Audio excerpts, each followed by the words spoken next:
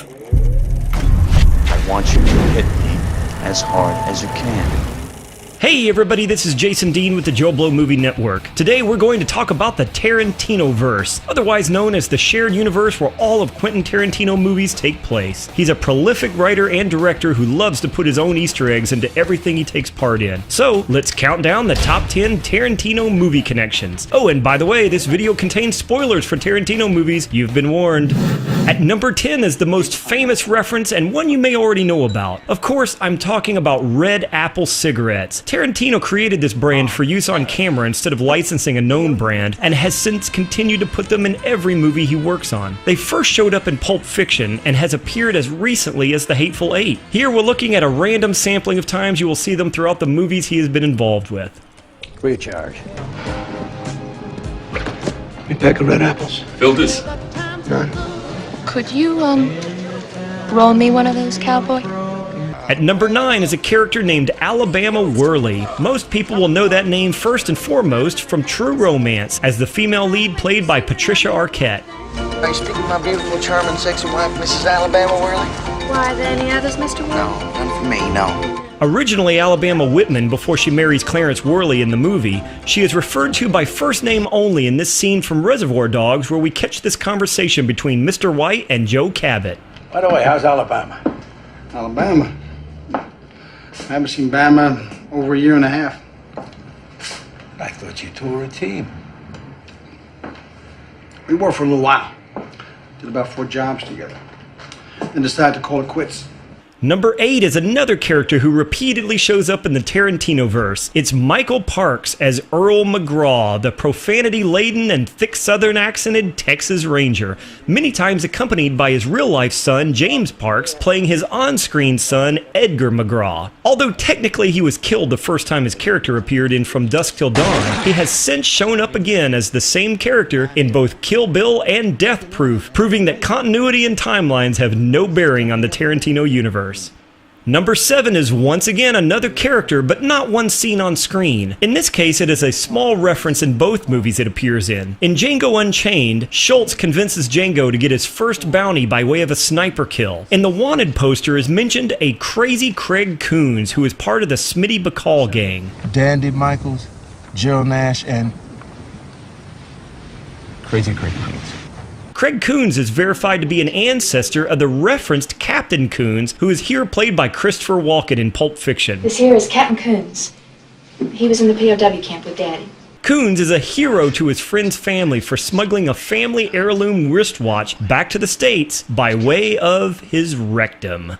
I hid this uncomfortable hunk of metal up my ass 2 years. Then, after 7 years, I was sent home to my family. Now, little man, I give the watch to you.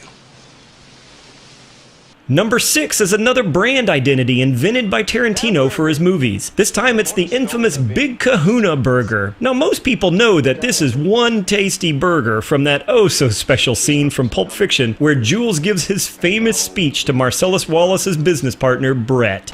Big Kahuna Burger. Big Kahuna Burger. That's that Hawaiian burger joint. I hear they got some tasty burgers. I ain't never had one myself. How are they? They're good. You mind if I try one of yours?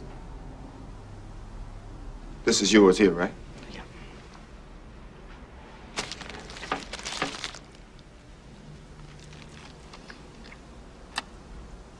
Yeah.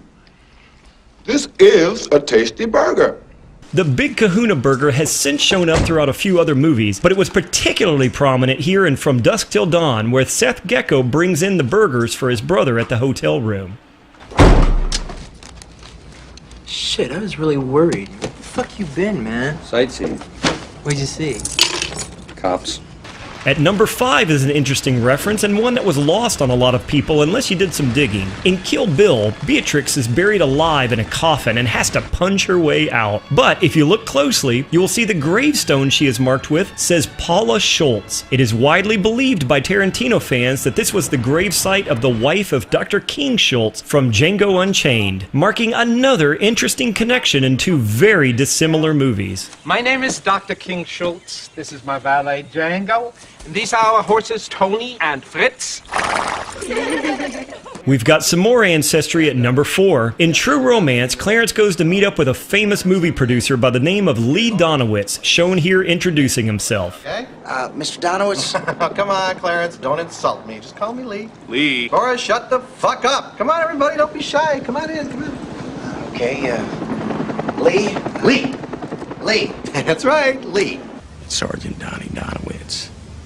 You might know him better by his nickname, the Bear Jew. Well, in the Tarantino universe, he happens to be a direct descendant of the Bear Jew, played by Eli Roth in Inglourious Bastards, otherwise known as Sergeant Donnie Donowitz. At number 3, we assume most people already know that John Travolta's Vincent Vega in Pulp Fiction is related to Michael Madsen's Vic Vega from Reservoir Dogs. But let's talk about Vic Vega's parole officer, Seymour Scagnetti, discussed here. Who's your parole officer?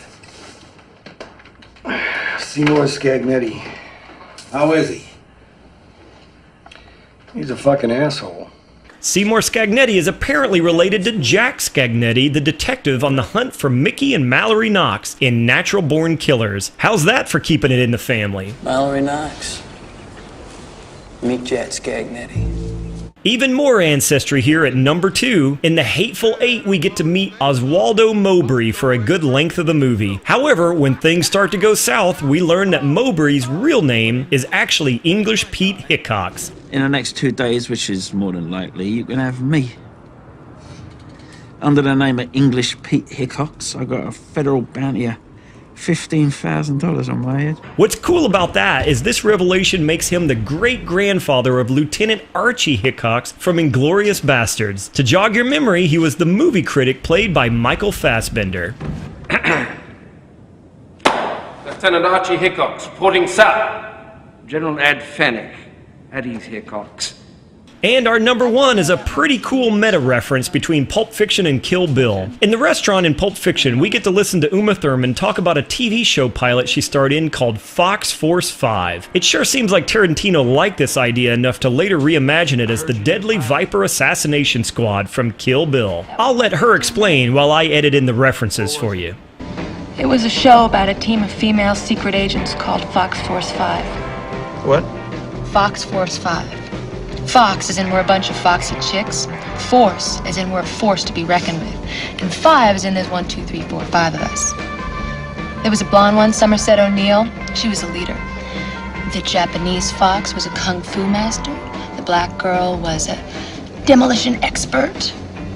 French fox's speciality was sex. What was your specialty? Knives. The character I played, Raven McCoy, her background was she grew up raised by circus performers. According to the show, she was the deadliest woman in the world with a knife. So there's our top 10 Tarantino movie connections. Tell us down below your favorite entry on this list, or maybe one we forgot. I know there's a lot more that we didn't count here. I'm Jason Dean for the Joe Blow Movie Network, and thanks for watching.